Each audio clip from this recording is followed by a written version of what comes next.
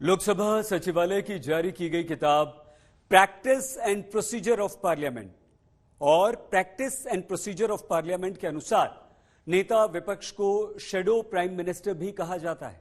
उसके पास एक shadow cabinet बनाने का अधिकार होता है, यानी अगर सरकार गिरती है तो नेता विपक्ष अपनी शैडो कैबिनेट के साथ सरकार बना सकता है। लेकिन उसी किताब में, यानी कि इस किताब में यह भी लिखा है कि नेता प्रतिपक्ष सरकार की बुराई देश में तो कर सकता है, लेकिन अपने राजनीतिक फायदे के लिए ऐसा विदेश में नहीं कर सकता है। फिलहाल बयानों की तपिश से सियासत गर्म है।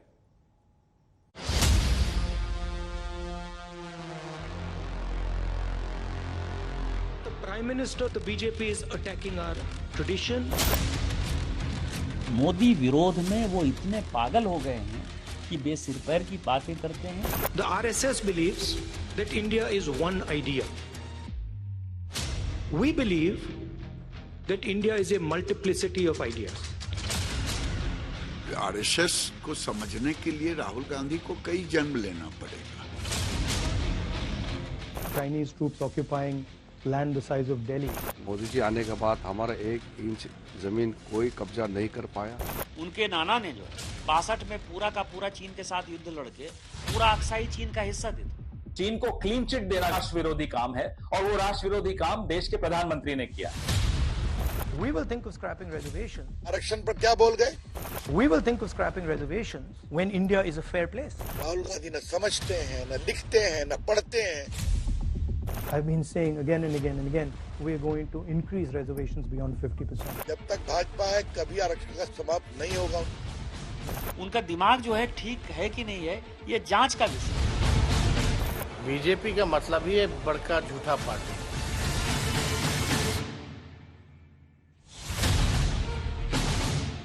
राहुल गांधी देश में बीजेपी, आरएसएस और उनकी विचारधारा पर हमेशा से हमलावर रहे हैं, लेकिन अमेरिका में भी उन्होंने आरएसएस और बीजेपी पर निशाना साधा। The Prime Minister of India is attacking the Constitution of India. BJP is attacking our tradition, attacking our language, attacking our states, attacking our histories. The RSS believes that India is one idea.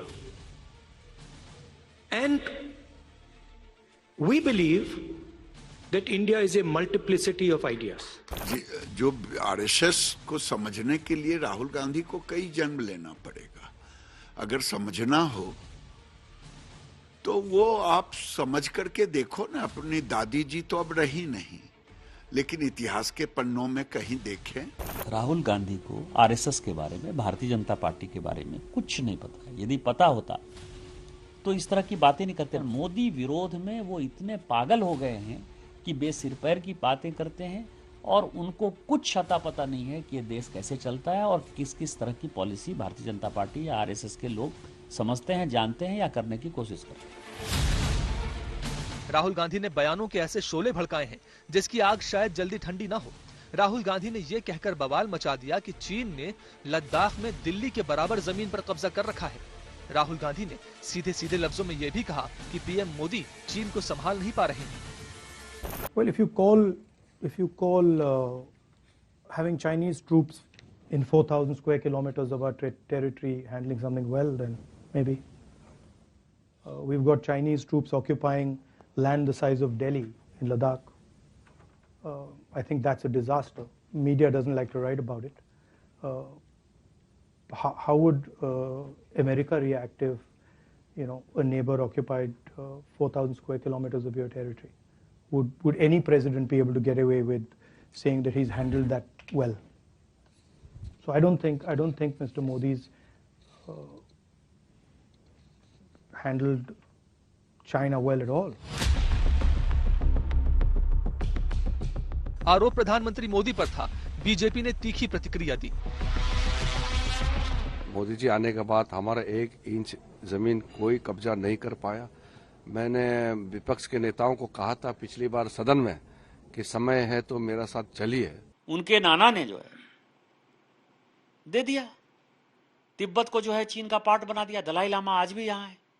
आप समझिए कि आप दुश्मन को हमारे यहाँ पैदा कर दो और आप फिर कहो कि तिब्बत का है, 62 में पूरा का पूरा चीन के साथ युद्ध लड़के आप पूरा का पूरा भूभाग दे दो, पूरा अक्साई चीन का हिस्सा दे दो, और फिर हमारे ऊपर क्वेश्चन करो। उनका दिमाग जो है ठीक है कि नहीं है, ये जांच का विषय है। चीन को क्लीन चिट देना गलत है, वो राष्ट्र विरोधी काम है, और वो राष्ट्र विरोधी काम देश के प्रधानमंत्री ने किया है।